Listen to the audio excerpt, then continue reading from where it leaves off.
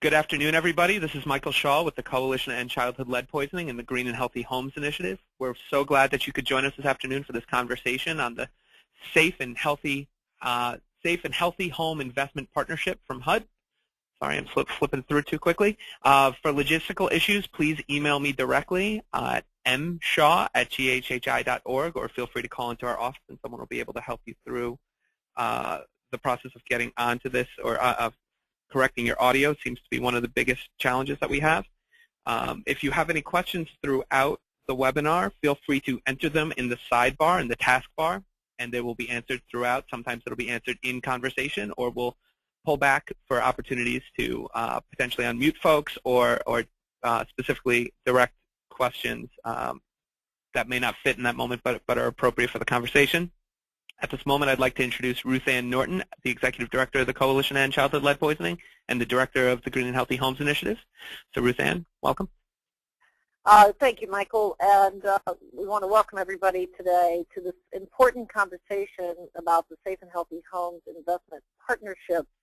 Right at the top of this, I want to remind people that one of the purposes of this webinar is to obviously acquaint you with the new SHHIP certification and designation standard proposed by HUD. But most importantly, please keep in mind that comments are due back on October the 14th, and we'll be giving you information at the end of this. But I think this is an important conversation to have, because it will be able to provide not only points and preferences in future federal applications, but it really helps to improve efficiencies and deliver better products out into the communities in which we're serving. So we want to welcome today Marty Nee. Marty is with the U.S. Department of Housing and Urban Development's Office of Healthy Homes and Lead Hazard Control. He is also the Program Officer for the Green and Healthy Homes Initiative, and we've had the pleasure of working with Marty and providing advice and comment in the early drafts of SHHIP. So Marty, I'm going to turn this over to you. We'll come back at the end for questions and answers, and then we'll touch briefly on another issue related to funding for CDC and HRSA that relates to healthy homes. So Marty, take it away. Great. Well, thank you, Ruth Ann, and thank everybody there, all the participants on the line, and thanks to all of the staff at the Coalition and Green and Healthy Homes Initiative for pulling this together. It's really a fantastic opportunity for us to talk about the proposal here, the certification that we want to provide, and what's behind it, and what it will mean in the future. And it was just great that the coalition was kind enough to provide this opportunity for us. So thank you.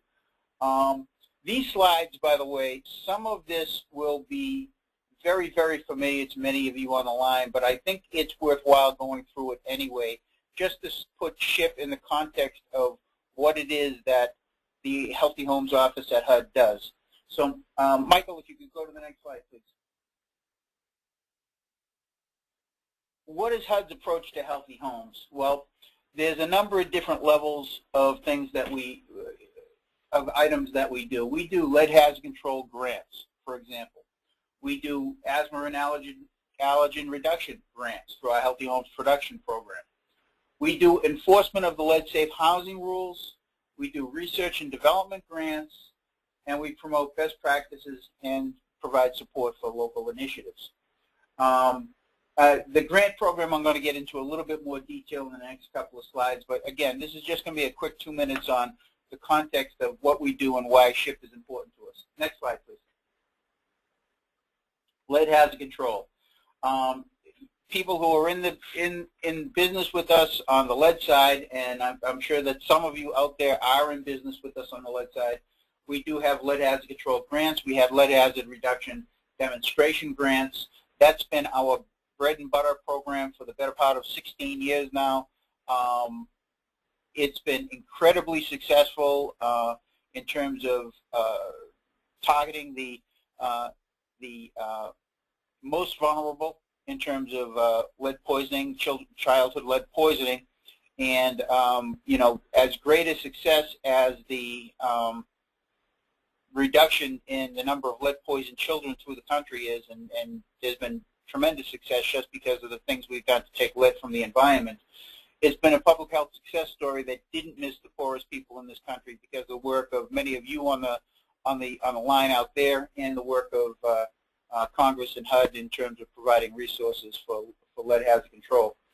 And again, an important piece of this is enforcement of lead-safe housing regulations through our federally assisted housing programs. Next one, please. We've done, for the last 10 years or so, we've had Healthy Homes. They were originally titled Healthy Homes Demonstration Grants and Research and Development Technical Studies Grants on the issues of asthma triggers and allergen reduction and other indoor air type of hazards that have been common in regions around the country. We've provided research monies to study those and study the health effects on residents. And through the research and the demonstration grants, we developed enough of a body of knowledge to say, okay, we know enough now that we can start to attack this problem on a production basis. So we've transitioned from demonstration to production in the last few years, and we believe that's been a great success for us in terms of providing support out there to people actually doing many interventions, many home interventions in cities and counties. Next one, please. And here's where we get to the SHHIP. We promote best practices. We provide support for the Green and Healthy Homes Initiative. We have an interagency agreement with CDC that provides technical support to Coalition to provide the technical assistance to all of your localities in the Green and Healthy Homes Initiative. We support Healthy Homes training programs. Much of that support comes through another interagency agreement we have with CDC that supports the National Center for Healthy Housing's training program. We support HUD-supported housing health improvements. I can name one particularly hot topic right now is no smoking, public housing, multifamily housing. That's something we're working very closely with multifamily housing folks and our public and Indian housing folks trying to promote that. We were key in providing them with research on the integrated pest management guidance that they promoted to all of their public housing authorities and their multifamily side partners. So in that context, we now have the Safe and Healthy Homes Initiative partnerships. Why don't we go to the next one, please? What is the SHHIP? Safe and Healthy Homes Investment Partnerships, in a nutshell, are a federal certification that wants to reward and encourage local governments and their nonprofit partners that are working together providing citizen-centered building-based interventions. In a sense, we have learned from a variety of experiences that we've seen around the country, GHHI being a major one, that when you integrate health, housing, and energy in a unified manner, and you make home interventions with a coordinated approach, you can have better health outcomes, you can have better housing outcomes, and you can have better energy outcomes. The three of them work together. The house is a system, and the system works well when we consider all the factors that are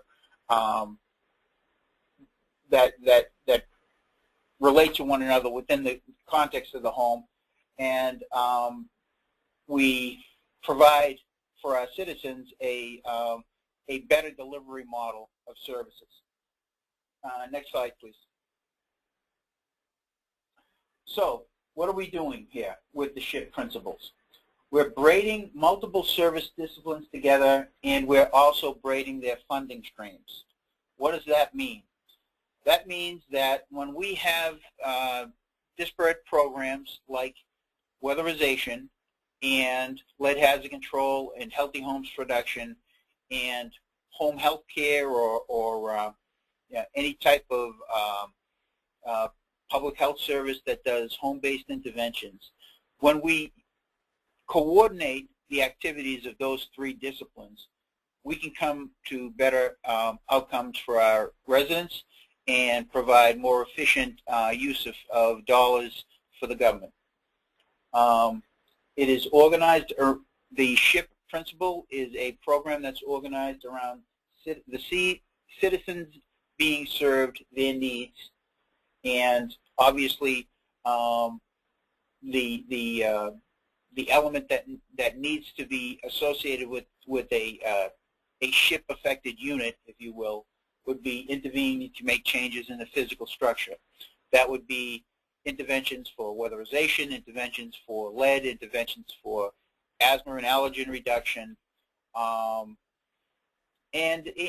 I would imagine that and we've heard actually some comments back already that focusing on the physical structure alone in such a major way is possibly missing the boat, that there needs to be some citizen-focused health training and information provided, and we take that as a very constructive criticism of what we put together so far. So we didn't mean to, when we pulled this together, we didn't mean to leave citizen education, resident education by the wayside, but it should play a more prominent role in some of the materials we're putting together, and I think that'll be one of the changes you'll see in the next iteration of SHHIP when the certification finally comes out. Next slide, please. So just to go over, what we saw, and again, there was a lot of this work is the work that Ruth Ann and the coalition pioneered, in the GHHI pilot cities, and there's also been some other work in other locations that have pointed out the same elements, that if you don't have cross-program coordination, you end up with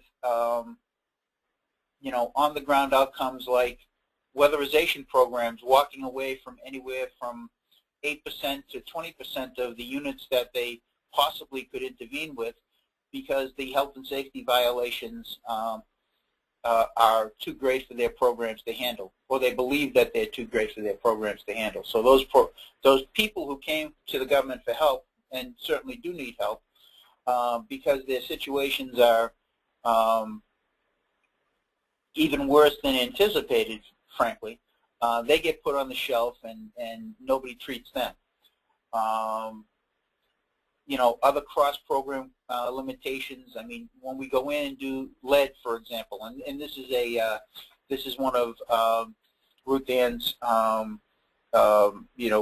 sort of the legacy story really coming out of building GHHI. Her work is who went in to do lead in Baltimore, saying, it's really a shame we're not touching these other things that really impact the health of the people living in these units. So it's what we don't want to see is what is the current multi-targeted focus, which is gaps in service. That's the bottom line here.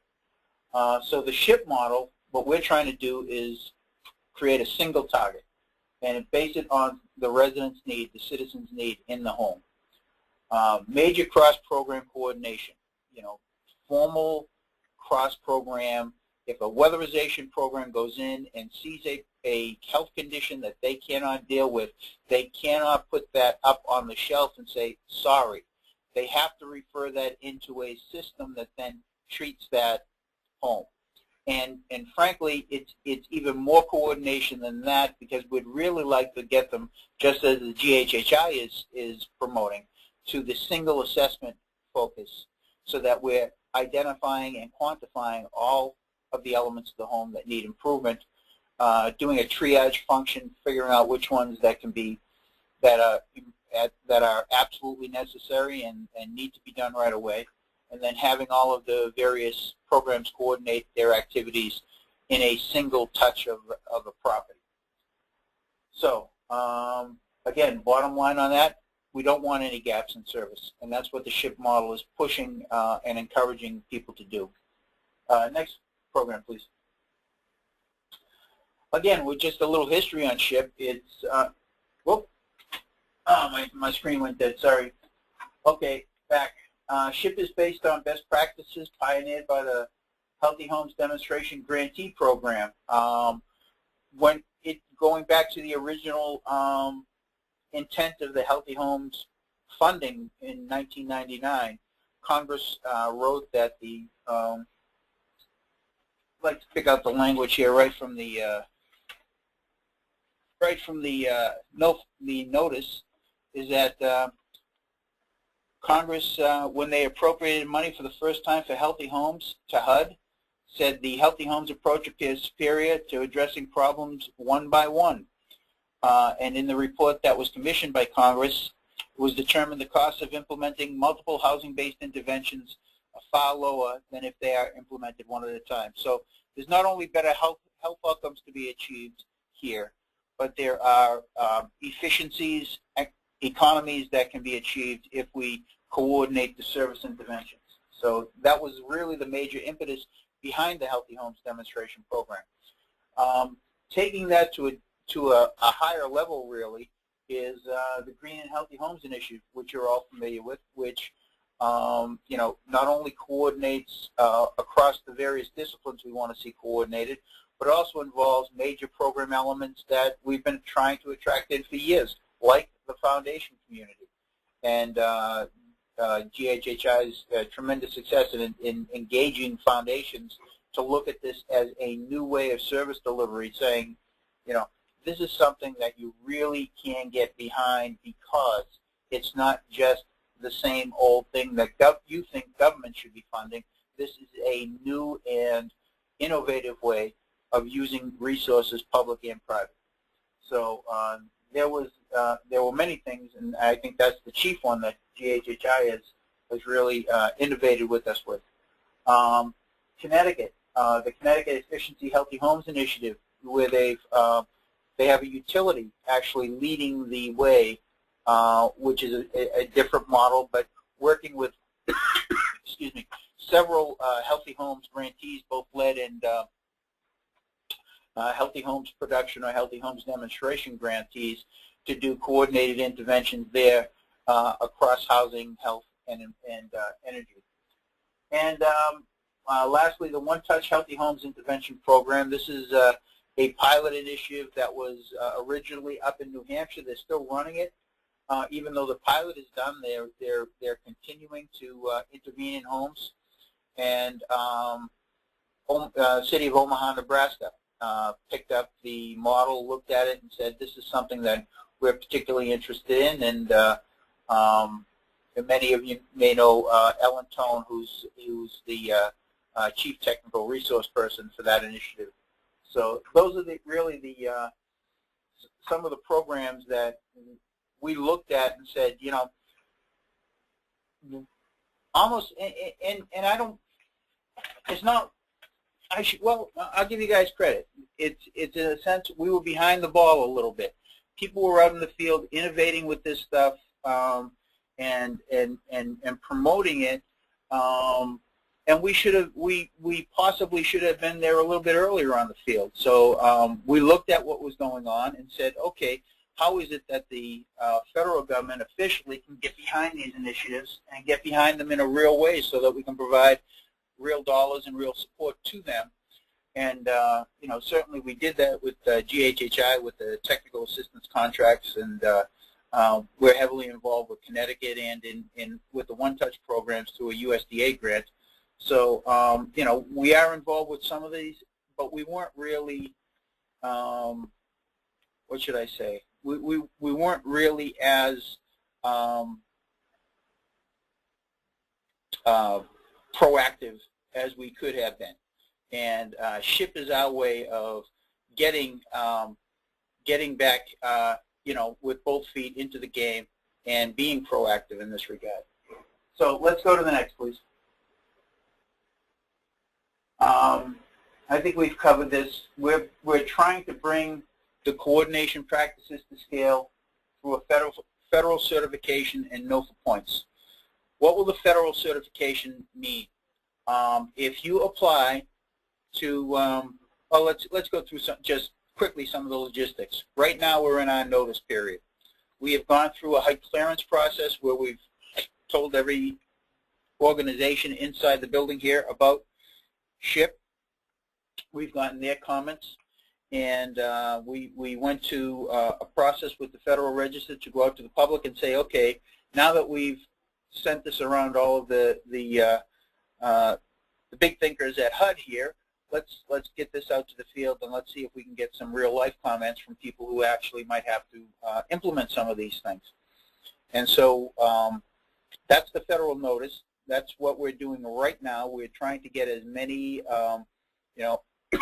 thoughtful and legitimate and helpful comments as we can to help us create a certification process that is real, that means something, that when it's not just a paper exercise, it actually will change the way services are delivered on the ground.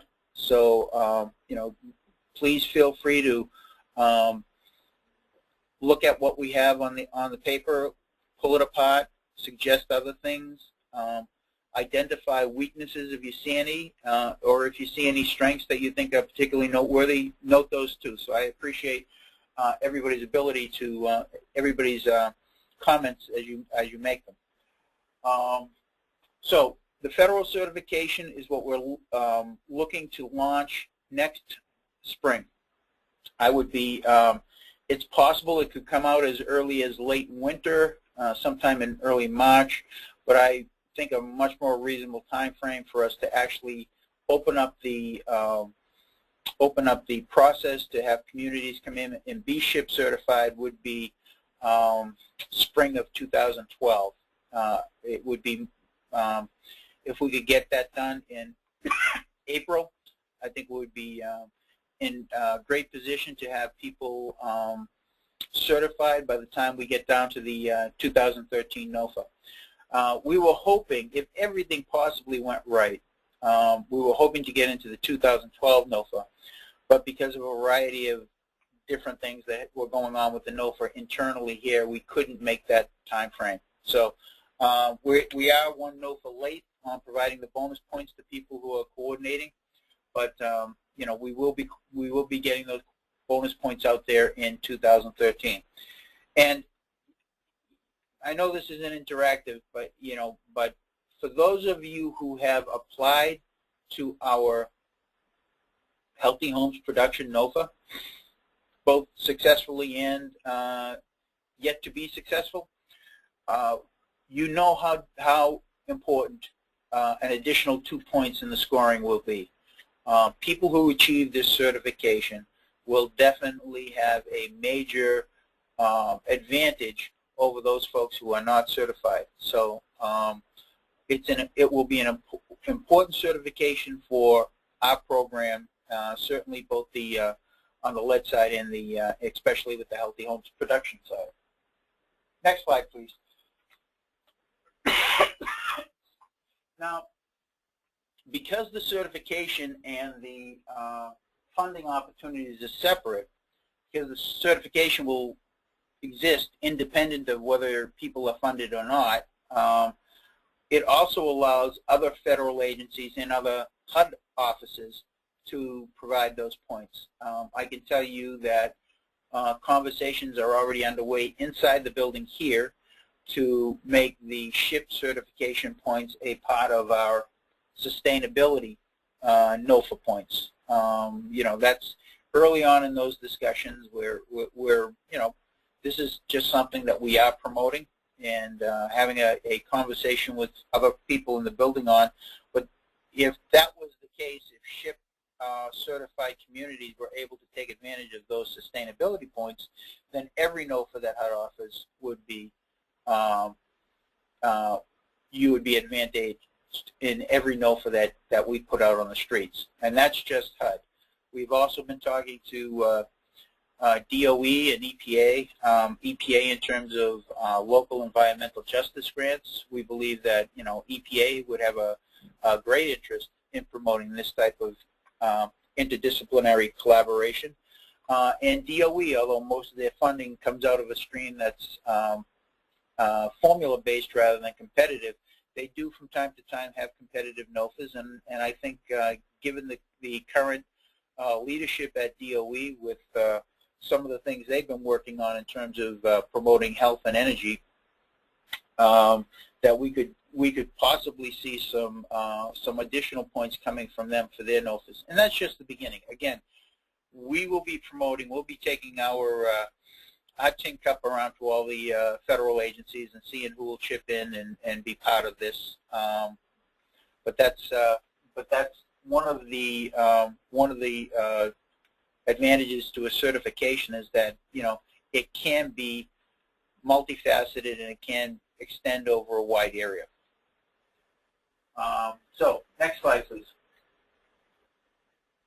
Okay. So what are we requiring? What are some of the specific requirements? Well, you have to have a local government as a partner.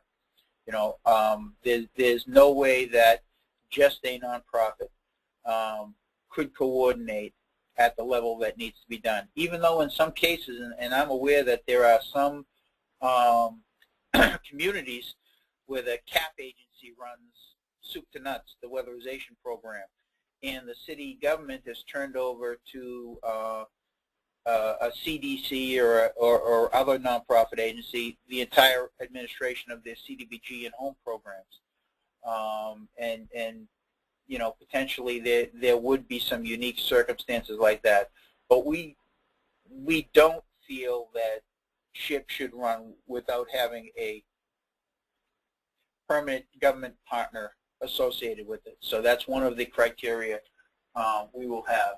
But again, the nonprofit partner, we are, you know, looking for. We have not identified that as any particular element of it because we don't believe that we should be prescriptive in that regard. Sometimes the weatherization programs are run by local governments. Sometimes they're run by CAP agencies. Occasionally, a lot of the housing programs are run by nonprofits, but in most cases they're run by city governments or county governments, whether that's home or CDBG, and I'm thinking now specifically the federally supported programs. And then, you know, public health, generally a combination of governmental agencies and community health centers in many communities, you know, either rural or city-based community health centers. So much of the public health function is organized through public health commissions, county or city-based. Okay, so you have to have partners who work across the following disciplines: housing rehabilitation, energy efficiency, and healthy homes. The partnerships, you know, that last one, healthy homes, that's not just a healthy homes production grant. I need to be clear with that. That could be lead hazard control. That could be a public health commission's program to have visiting nurses go into the homes of you know, residents with asthmatic children who are then given training and in-home education on how to minimize asthma triggers, what to do in terms of bedding and you know, carpets and you know, mold and moisture control, other allergens, those types of things. So healthy homes doesn't necessarily need to be a healthy homes production grant. It needs to be a formalized component of a SHHIP certification community that looks at the home and is concerned with the health-based hazards that are in that home. So it's a fairly wide open field in terms of what a healthy home program would be to bring into a partnership. And obviously, because I'm talking to GHHI, and even when I'm not talking to GHHI, we feel, you know, particularly strongly about bringing foundation community in with you for a number of things. One is foundation community provides us with a, they usually require a fairly robust and sophisticated assessment of the efficacy of whatever they support. They like to get a review of the results, and those are things that I think are helpful programmatically and also helpful to the government to find out what is and what is not working in the field. So besides the direct dollars that go in to support staff and go in to support interventions in homes, we also get, when we get the foundation community involved, we generally get a level of program review and program reporting that that helps us out in terms of lessons learned and finding additional best practices to promote. Okay, let's go to next slide, please. Okay, we have more bullseyes. What must your mission include? Okay, you have to have a commitment to improve service delivery. You have to have a commitment to improve health outcomes in the community. You have to have a commitment to build local workforce. Okay, you have to be thinking about, okay, who's going to do the training? If I've got weatherization folks working on this program, how are they going to become aware of some of the issues that the Healthy Homes staff are going to be aware of?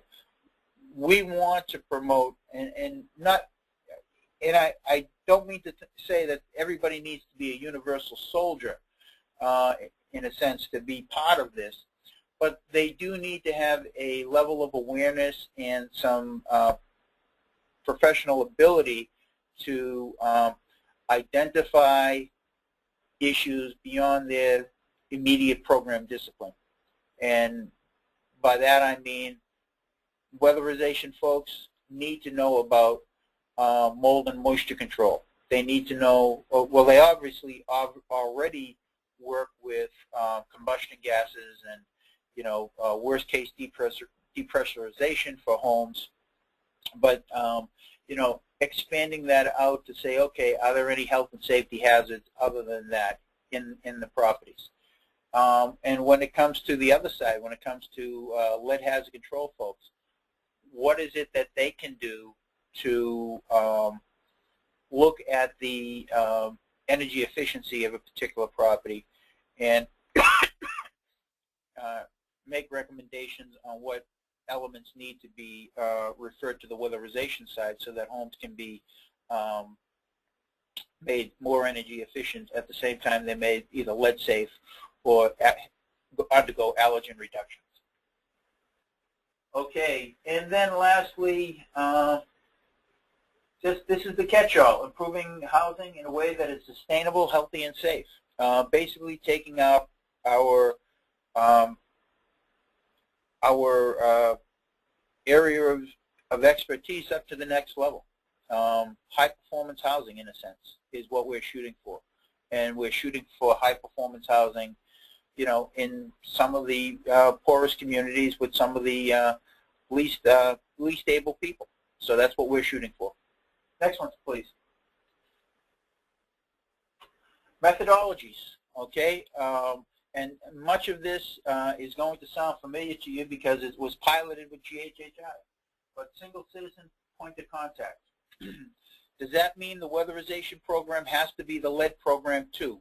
No, it does not. Does that mean the you know, somebody who comes to the public health department and just wants to have asthma checked for in their unit, does that mean that that program has to be the weatherization program? No, it does not. It just means that the services are coordinated in a manner so that the single point of contact between the citizen and the home programs that they're applying to represents the opening of doors to all of the programs. To somebody who comes in for allergen reduction at the Public Health Commission has the door opened also to weatherization, lead hazard control, and whatever other services are coordinated in that particular program locally. That's what that means. Single citizen point of contact. To the extent that we can do it legally, we will reduce the amount of paperwork and the need to double or triple qualify people by income. And you know, if you've ever gone through multiple layers of government where one agency uses 200% of poverty, another uses 50% of median income, another uses an entirely different standard, and tried to blend all those sources. I mean, it's difficult for people who are professionals. It must be incomprehensible for people who are just trying to seek help from the government. So to the extent that we make that process easy for the citizen is really one of our major goals.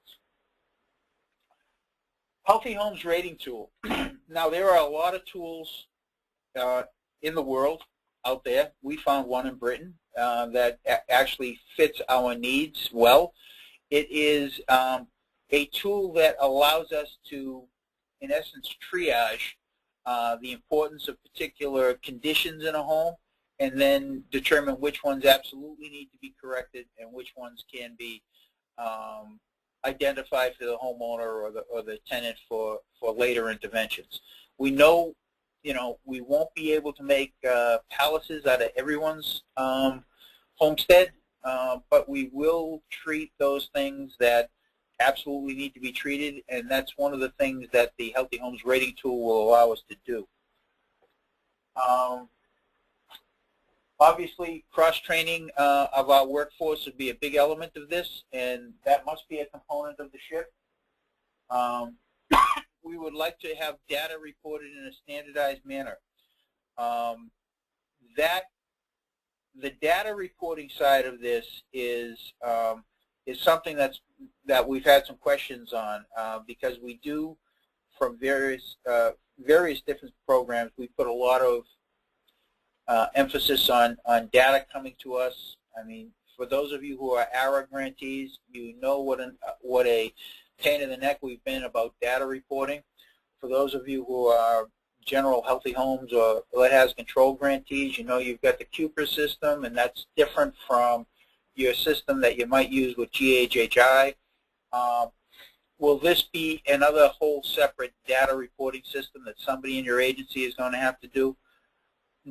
We will not ask you to duplicate data reporting that's already being done under the guise of another program. However, if you are yet to receive,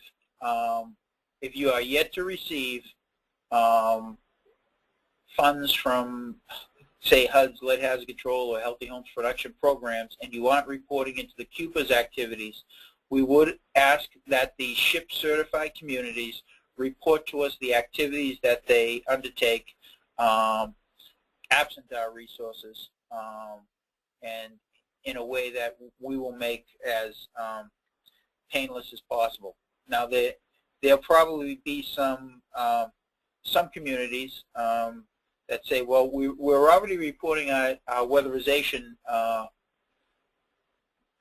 units up the chain, and either to the state or directly to DOE or to DOE through the state. And there'll be people who say, well, if we're using CDBG or home dollars, we're already putting information into IDIS, and that's already capturing that.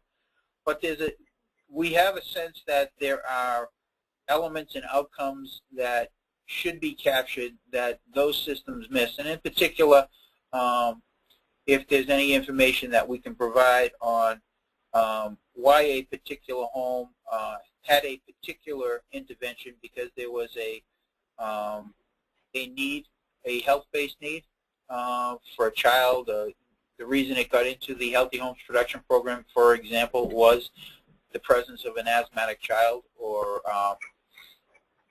the presence of someone who had otherwise had respiratory ailments. There may be some issues with how detailed the reporting will get, just because there are certain federal statutes and HIPAA requirements in terms of what data can be shared in terms of health.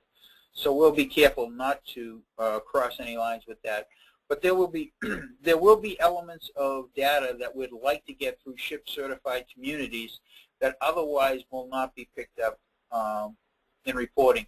And I'll tell you, right now, it is critical for us to get as much information as we can on the benefit of environmental improvements to homes for citizen-based health outcomes. And that's, we're getting increasing requests from Congress to try and figure out what it is, what value these home-based interventions have on the healthy home side in terms of allergen reduction and asthma triggers and, you know, improved indoor air quality.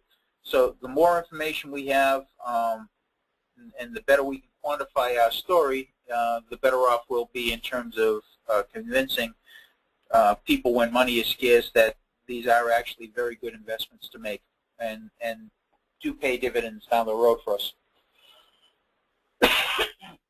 Okay, providing services in a unified manner. Obviously, I think we've covered that, but again, it's not that everybody has to do everything.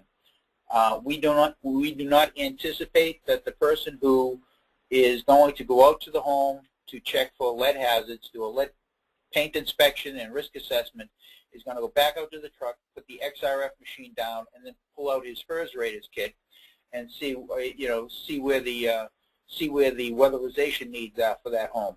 We know there'll be different professional disciplines, different certified individuals going to a home, but at least what we will be confident of in a SHHIP community is that those activities, where appropriate, will be coordinated. And again, to the extent we can eliminate barriers to effective service delivery, like the different qualifying incomes from various federal programs, 200% of poverty versus 50% of area median income, or 80% of area median income, we will try and eliminate those barriers at our level, but also if there's any at the local level, we would want a commitment from the SHHIP communities to be eliminating those barriers. Next slide, please. Okay. What does frequently asked questions? We just came up with these, and we figured these would be some frequently asked questions. You'll have more.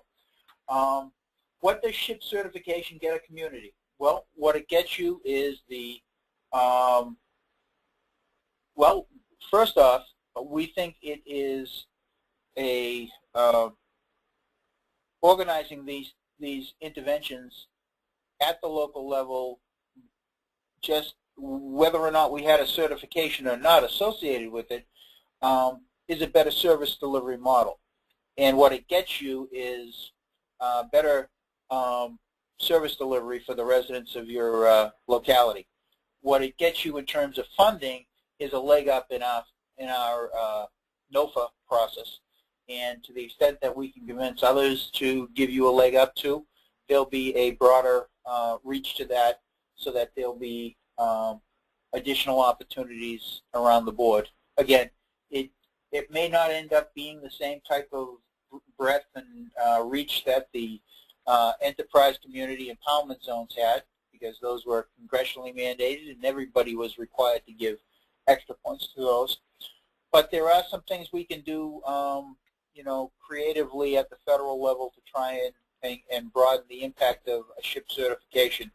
But at a minimum, healthy homes production and lead will be included in the process for bonus points. The process for getting a certification will be your community will have an opportunity to respond to a Federal Register notice, probably somewhere in a similar fashion to putting together one of our applications for a NOFA response, say 60 to 85 days or 90 days, somewhere in that time frame, and looking at, you know, requiring you to, you know, have evidence that your programs do coordinate, work together. I can tell you off the bat that the compacts that have been created through the GHHI process are the types of things that we will use as evidence of coordination and cooperation. Those are specifically addressed to all of the elements we want to see as part of a SHHIP community. So people who have signed their compacts, people who have those compacts in place and are operating under those standards, that's, I can't say it's an automatic because, obviously we will check all the certification affirmations that communities make to us, but certainly the elements of GHHI community will almost mirror one-for-one the elements of the SHHIP certification. The who reviews applications? Well, that's going to be the Office of Healthy Homes and HUD. We may, from time to time, as other agencies cooperate and reward SHHIP communities with NOFA points such as EPA or DOE, if they're interested in being part of the certification process, we can put together interagency teams that look at the criteria and then look at the applications that we receive and come up with a list of SHIPs. But that's for the immediate future. It will be in the Office of Healthy Homes Lead Hazard Control. John Gant would be the signatory on the SHHIP designations. And the timeline, I think we've discussed this for implementation. We're out on the street right now looking for comments by October 14th, deadline for Federal Register comments. We will review the comments. We will publish our answers sometime probably December, January, and then come up with our procedures and policies and whatever forms and criteria we will ultimately create to get on the street again, hopefully by April. That's what we're shooting for. Possibly March, much more likely April. So that's our timeline. And Ruthann, I could turn it back over to you. I'm not sure how we do questions on this screen. I've been just looking at the phone here and trying to read the slides, but I can go back to you. Okay, Marty, I'm here, and if people, Michael, do we have questions first? We do. We have a handful of questions. The first question is regarding the slides and how people can get access to the slides. I can circulate the slides to everyone who registered today. So anyone who missed a piece of it or wasn't able to capture all the information, don't fret. We will circulate that back to you. Our first question, Mike will also post them to www.leadsafe.org on the GHHI page, or just on leadsafe.org. We'll post them as well, and we'll send out that link so people can get them both places. So our next question is, will the number of SHHIP certified cities be unlimited? That's a Marty question. Yeah, we haven't thought in terms of a cap on it. We haven't thought in terms of, making it, it's been brought up, should we make it a competition and just certify a handful or whatnot? Actually, I don't think that, I think although, it might heighten the competition to just do a handful or some number and limit it, our goal is to promote these practices throughout the country. And wherever nationally we can have an effect of getting people into the same room saying, hey, yes, we can coordinate weatherization and lead and housing rehab. That's a win for us. So I don't think there'll be a limit on the number of communities that are able to get a SHHIP certification. There will be people who don't get it, though, because they don't meet the criteria.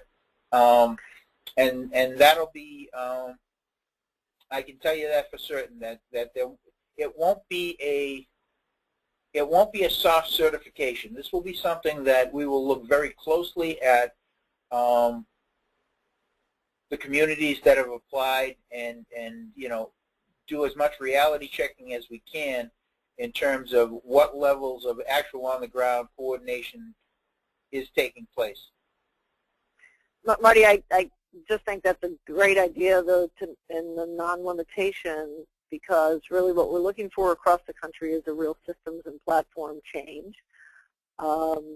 And certainly we will assist any site who's looking to do this to put in a competitive and a well thought out and thorough process, but mainly to implement it. So as Marty said, it can be verified and vetted.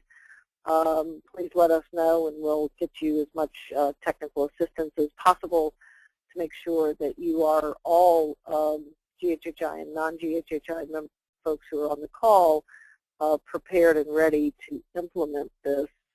Because I think, Marty, the point I think you're making and the point that you said before is it's not just on the paper, it's what's actually happening in the community that really drives the reality of the certification. And so let us know if you need help. Send an email to mmcknight@ghhi.org. Next question, Michael? Yeah, Marty, kind of as a part two to that question, will there be a letter of intent process or some sort of manner to judge demand across the country for this designation?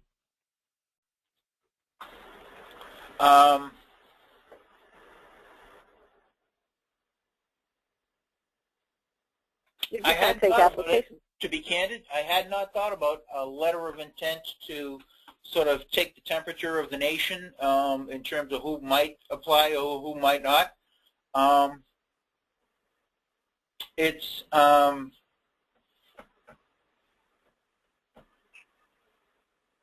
somebody would, excuse me, if somebody's is in, I don't really want to.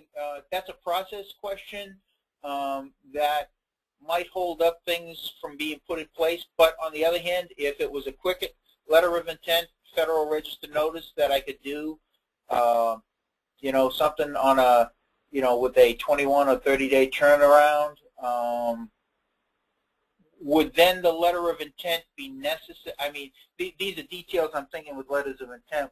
Would then people have been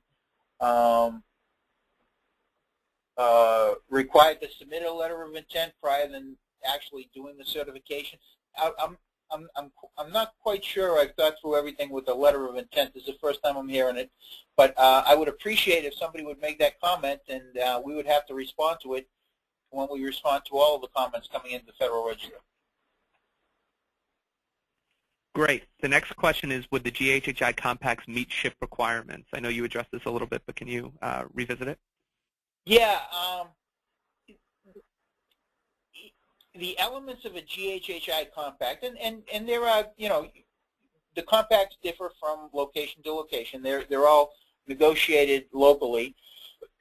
They all pretty much have a similar theme to them and a similar commonality, but they're not all the same. Someone with a GHHI compact would have, in my opinion, all of the elements we would want to see in a SHHIP community, and there's little, if any, daylight between a GHHI community and a SHHIP community. So I would say that as a practical matter, yes, a GHHI community will be hitting all of the elements that we require in a SHHIP community. But again, the process for certifying the SHHIP will be separate and distinct from anything you do with GHHI. The SHHIP process will be a federal process that is run through a Federal Register notice, and will come into our office and be reviewed on a case-by-case basis.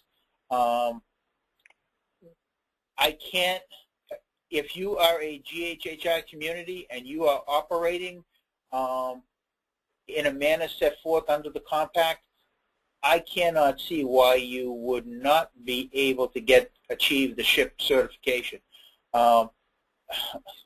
Yeah, I'm really thinking 100 for 100 in terms of that, if you are actually operating as a GHHI community. Now, Right. is that, Ruth Ann? Yeah, and I think that's right. I mean, the compact is what lays it out, but it is the elements of the learning network, the partnerships, the single portal of entry, the assessment with Healthy Homes rating tool, the pre and post education, all of those elements that we work in terms of implementation.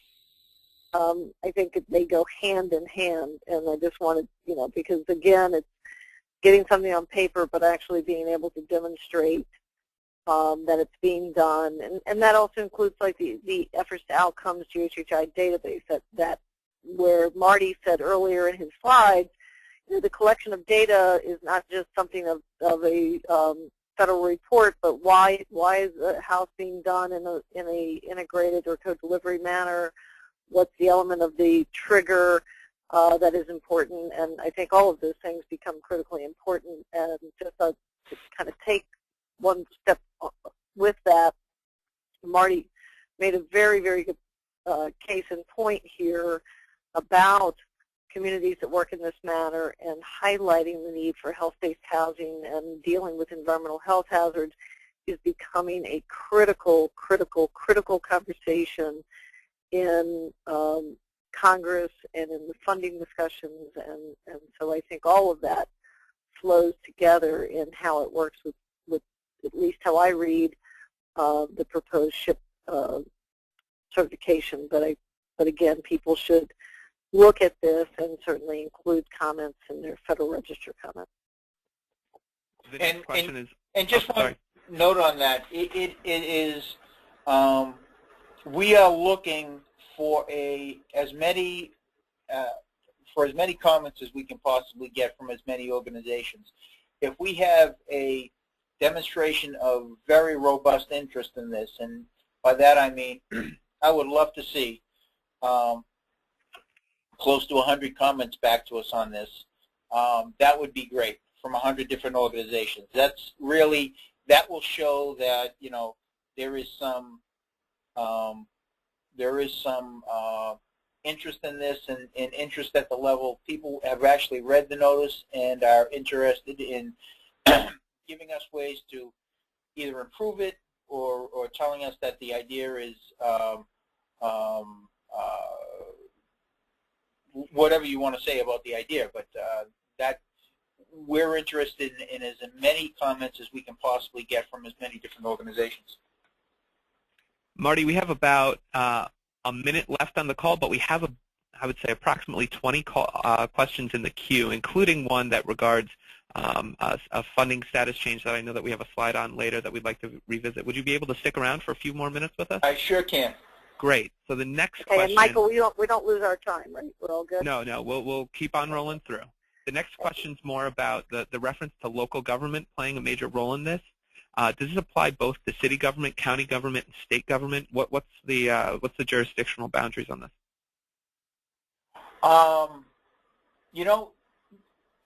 Cities and counties certainly, tribes certainly. We haven't wrestled as to finality the state issue yet. And here's where here's where it is. Is it possible that there are small population states in this country, Wyoming, Vermont, places that have under 1 million, people, that the state government is the local player, the logical partner to be the SHHIP certified government entity? We haven't really wrestled with all those issues yet. We're thinking not. The states, to give it to a state would somewhat dilute, I think, its value. But again, we didn't want to come out of the chute saying no states. But I have a feeling at the end of the day, when we get all the comments in and we think about it, all through and review all the comments. We're going to say states, counties, cities, counties, and tribal organizations would be the governments that we would look to be part of this. And I think it makes so much sense because of the decision making and where money hits the ground directly. You know, in some of the GHHI sites, we're able to do the city-county cross because there's shared services on health or housing. It's a much greater challenge, and maybe, Marty, for a next generation of SHIP or something. But I think I agree it's a great challenge there. Next question, Mr. Shaw. The next question is regarding the Healthy Homes rating tool. It's kind of a two-parter. The question is, how long has HUD required Healthy Homes production grantees to be using HHRT, and is HHRT now available? HHRT is, from what I understand, and I don't mean to be dodgy about this, but I don't really know exactly where it stands.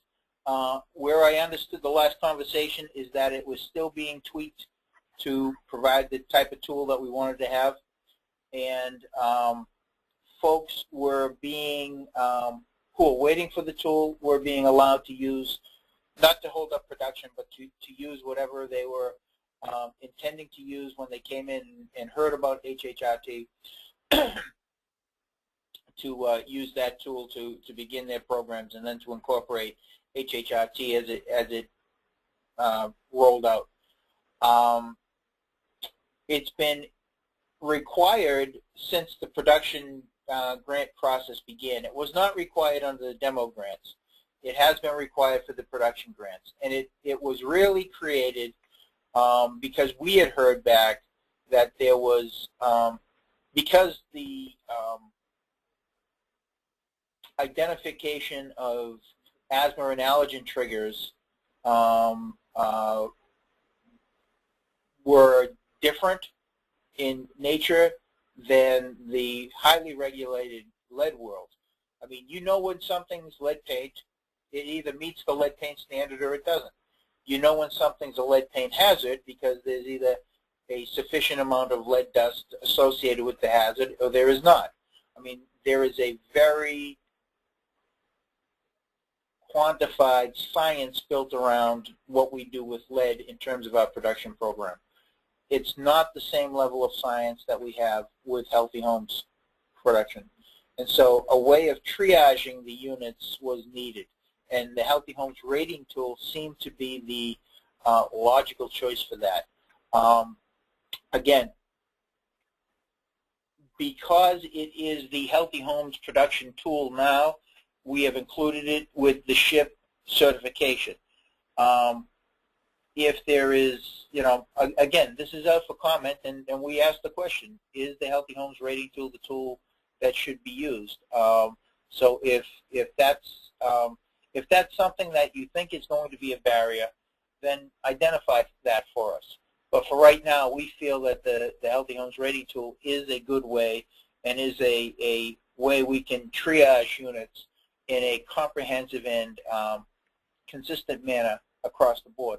Otherwise, what happens is if we don't use a rating tool or we don't quantify a set of rating tools that are eligible, how do we know, or how will we be assured that unit interventions are being done in any kind of comprehensive manner? There are all sorts of rating tools out there. There are all sorts of standards for what is a healthy home out there. We had to come up with something, and I believe they reviewed a number of different opportunities, and this one was the best they could identify at this point in time. So, for those of you who have the GHHI Comprehensive Assessment Tool, it also does incorporate the Healthy Homes rating tool in it as it is now designed, and so that would not be a large leap, certainly, to include this as part of your work and criteria. Next question. Yes, the next question is regarding to the timing, the sequencing. It was referred to that April is the goal to have the SHIP criteria out, and then in anticipation for the next round of NOFAs to be out. Can you discuss kind of the timing? Will the next NOFA then also be out around April as well? No, the next NOFA, the FY12 NOFAs, will likely have already been issued prior to the certification. I can tell you, it's not a secret, we're telling everybody that we are in a particular, hurry up mode to get the FY12 NOFAs on the street, and sometime first quarter of the fiscal year, latest second quarter of the fiscal year, the NOFAs will be published according to the latest planning. So you should be looking for the NOFAs early this fiscal year. And we are actually in the first quarter of the fiscal year today. That's correct. And in anticipation of FY 2013 being the first year of SHIP designation having value in the same FY 13 NOFAs, correct? That's correct. Okay. And when the FY 13 NOFAs would be published would be, I'd have to be Nostradamus to tell you that. So I really can't say. If a city becomes certified, what does that mean as far as funding goes? If a city becomes certified, at a bare minimum, it will receive additional points in our NOFA process for healthy homes production and lead hazard control, and the other competitive NOFA. Is the focus of SHIP on low-income participants, or are you considering inclusion of all income types, subsidized and market rate?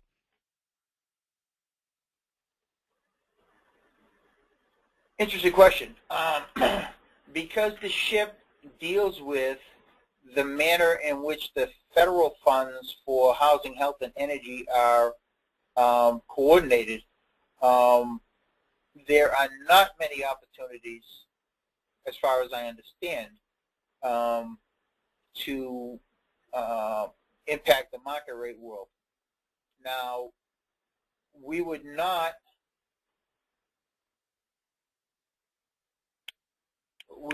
have as any kind of criteria any city, for example, if a city wanted to go beyond whatever was touched with the federal or state, or whatever dollars go towards supporting housing for low-income folks, I'm not sure we would ever have a criteria that said a city council would pass and a mayor would sign an ordinance that required X, Y, Z to be done in housing in a comprehensive manner. I suppose they could, but I don't necessarily see at this point a market rate component for things. Now, obviously, if what we're demonstrating to Congress and to ourselves in terms of operating the program is that coordinated interventions work, then at the market rate housing side, somebody will come up with a way to make it work.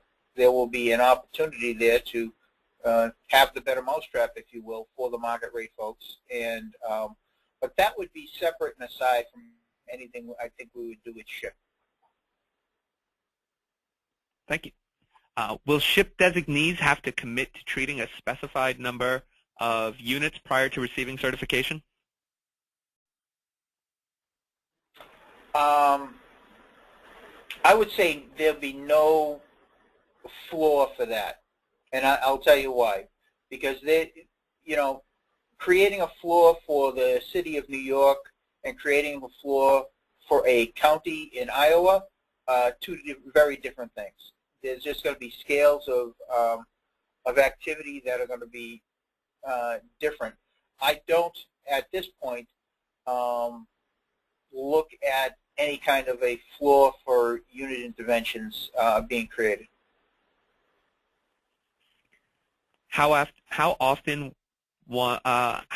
can one apply for a SHHIP certification? Will these certifications need to be renewed? Every 2 years. The SHHIP certification would last for 2 years, and then there would be a renewal process. What that renewal process looks like for existing SHHIP certified communities, not even on the drawing boards yet. We haven't really thought that one through because it would be 2 years away. Well, thinking it through would be at least a year away. So yeah, no, I think I can say that in the SHHIP certification notice, we've thought about this as a 2-year certification. Great. Can the unit of local government be a state housing finance agency that is implementing both lead hazard control and energy programs?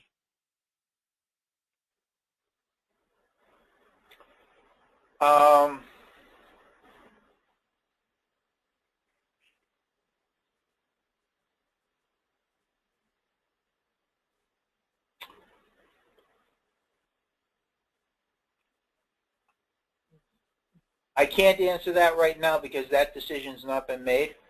It's a very good question. I can think of several housing finance agencies with programs in smaller states that could theoretically be that.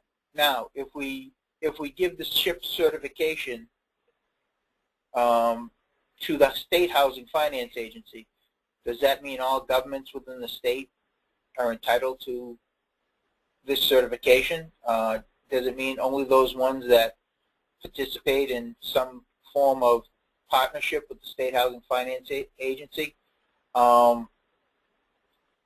There's layers to that question that I'm not ready to answer today, and it rolls back to why we're still undecided about what to do with states.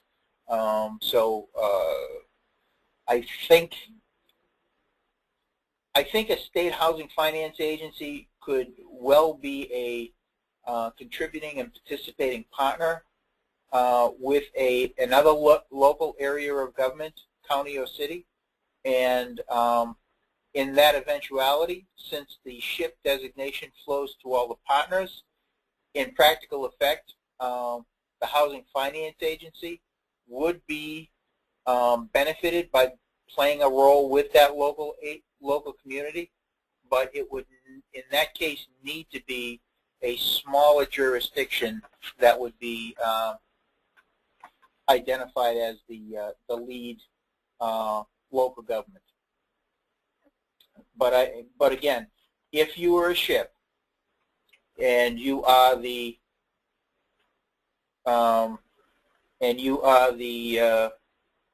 County of Cuyahoga in Ohio, and one of your partners is the Ohio State Housing Finance Agency, and they're a contributing member to your partnership, and they come to us for a lead hazard control grant, if they're eligible, then they too would receive the benefit of being part of the SHHIP because they're part of your coalition. But I have a feeling that... I just think that's a point to underscore for people in hearing that, Marty, because it is a major question that comes up, and I hate to interrupt you, but to underscore that point, which is if someone is a main partner in that SHHIP partnership, they can claim the 2 points in their application. But can I ask an amended part of that question, which is if you have 2 partners going competitively, if they would land up in 2 competitive grants, but they belong to the SHHIP partnership, can both use the points? Or is that something you've even thought about yet? Well, we have, and we've really said that as long as they are, as long as they are part of a partnership that is contributing to the goals. I mean, and by contributing to the goals, I mean, there is a demonstrable financial and programmatic impact that they have coordinated their services in such a way that they are a SHHIP community. I absolutely believe that both of them can get those points. certification because it's a question we hear quite often. Okay, that's good. All right. Next question, Michael. Sure. Has a multi-tier system of certification been considered? For example, a community that meets the minimum requirements to be SHHIP certified versus a community that is able to provide a larger range of services? To be candid, we haven't thought about a bifurcated system, but certainly propose that in your comments, and we will think about it and think about how that might work. I really don't know. That's the first I'm hearing that one, and I haven't thought about it before. But it's an interesting thought. But again, we haven't thought about bifurcating the SHHIP certification between senior and junior partners.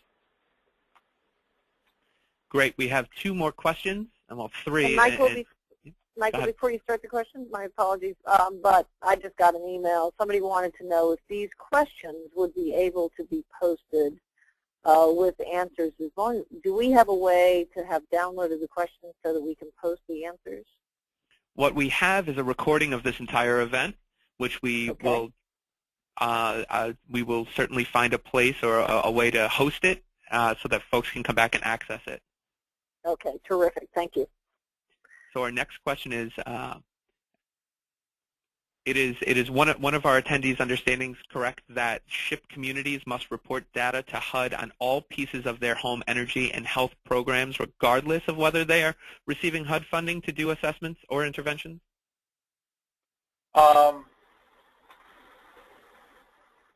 What the reporting will be is not yet shaped or formed. What we would want to do is basically identify those health benefits and economies that are resulting from people working in a SHHIP manner, working across program lines and creating efficiencies and creating better health outcomes for residents. That data those outcomes that are created, the data needs to reside on that somewhere. Otherwise, we don't get to tell that story. If we don't know what it is that you're impacting, then we don't get it as a story to tell. So yes, there will be, regardless of your relationship otherwise with the department, we would ask you to report certain things, but what we will do, what I will tell you we will do, is that to the extent that we don't do this, we won't have duplicative reporting. If we can get the information into usable formats in the way that we need it from other sources, we won't require, for example, people who are using CUPERS to do other data entry that simply replicates what CUPERS asks. That CUPERS is a pretty, although it's I don't think it's particularly difficult system to use. It's better now than it used to be. But it's we won't ask you the same questions that CUPERS asks you, for example. So I can tell you that. But we will ask you to report your activities on a regular basis, because that gives us the ammunition to say, okay, this has impact, this has effect, this is a good idea because XYZ in Columbus, Ohio can do this and shows this outcome, that type of thing. So yes. And if you are familiar with the GHHI efforts to outcome system, to those who are on the line, it allows you to do that reporting and tell that story regardless of whether you have federal, state, philanthropic, or a mix of funding. For anyone who wants assistance or to know more about that, we certainly can tell you that. And Marty, I appreciate the shout out to Columbus, because that's where I am standing, talking to you. There you go. In Columbus, Ohio. Columbus was on that night. There you go. Michael, I think you said we have 2 more questions. Is that right? We do. So our next question is, what can communities do now to prepare for this in anticipation of the criteria being passed and put into practice?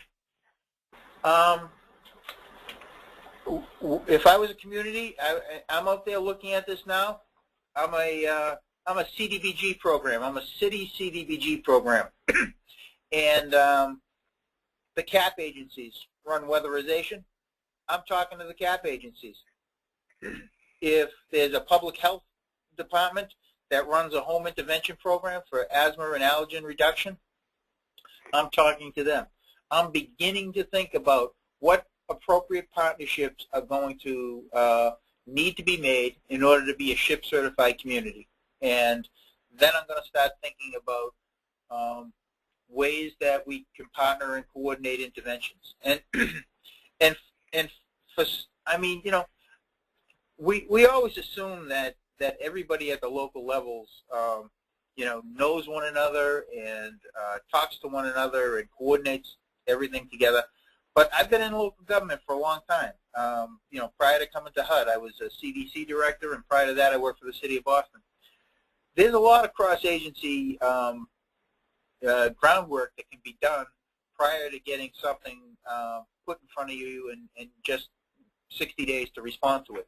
So if I was a agency that was thinking about this, I would start lining up who the appropriate partners are and saying, okay, how do I reach them? What is the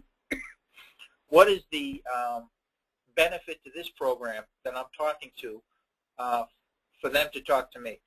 And so that's what. Marty, if I can also encourage people, what I would do is, I mean, certainly if you want to contact us at info@ghhi.org, we can provide you technical assistance to help you think about this, how to align it, how to put it into action, how to form your learning networks or your partnerships, think about your contacts and your single portals, the whole set of criteria.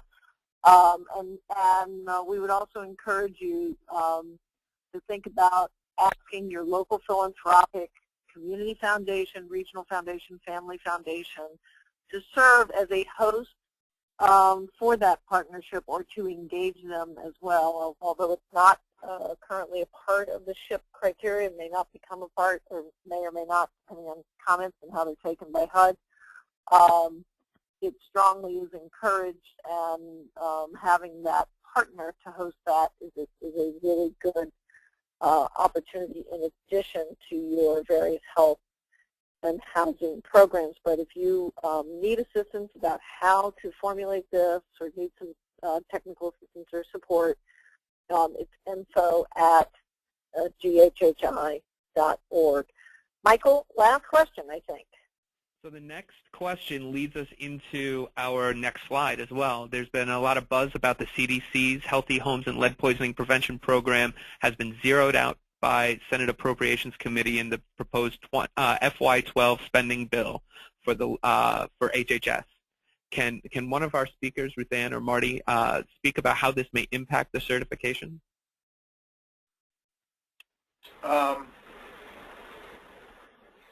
Well, obviously, if CDC's program is zeroed out, then there will be less resources available through the state CSBG and those networks to support the public health side.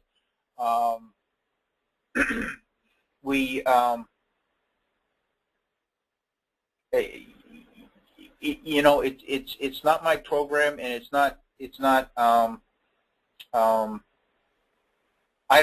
don't have a particular familiarity with all of the funding categories that were under the Senate's action. So I really can't speak intelligently about that.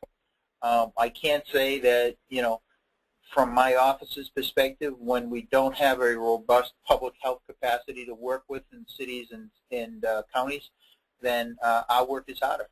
So, you know, certainly, you know, it's more difficult for people to pull together the types of coalitions that are robust and meaningful and have the right element of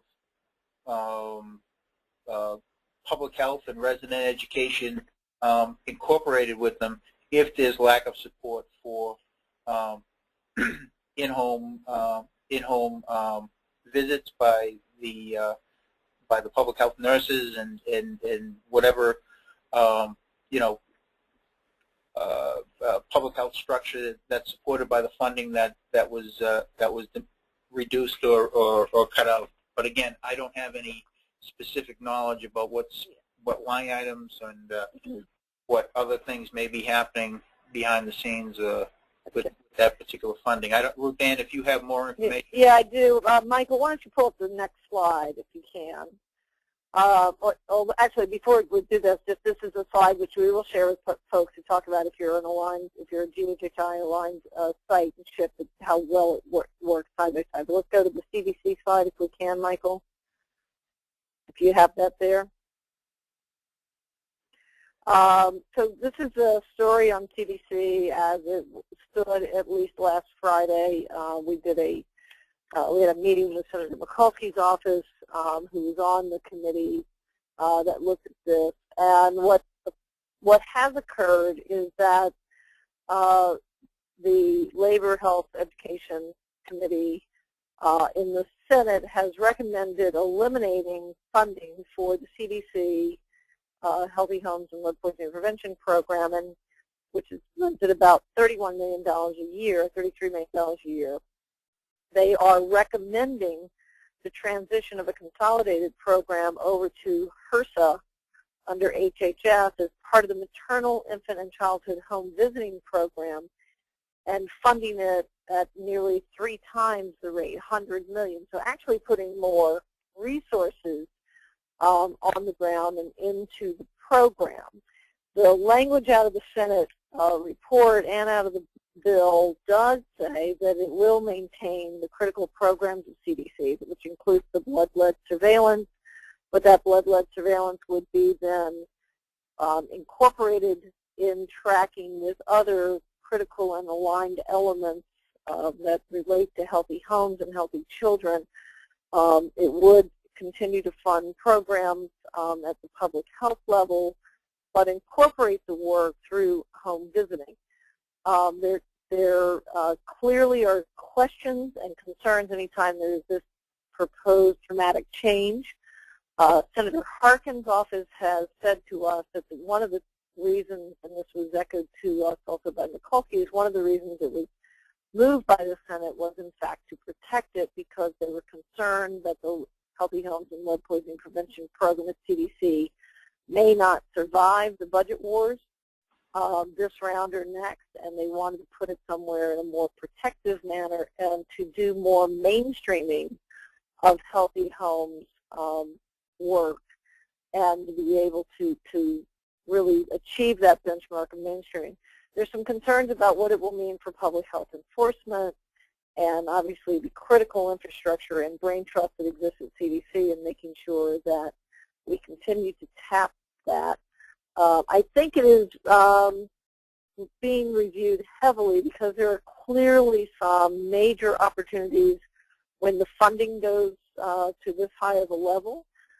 There's clearly some opportunities to do exactly what the mission of Healthy Homes is to do, which is sort of when Marty was saying they don't want to limit necessarily the number of SHIP designees because they'd like that to be a platform that goes across the country.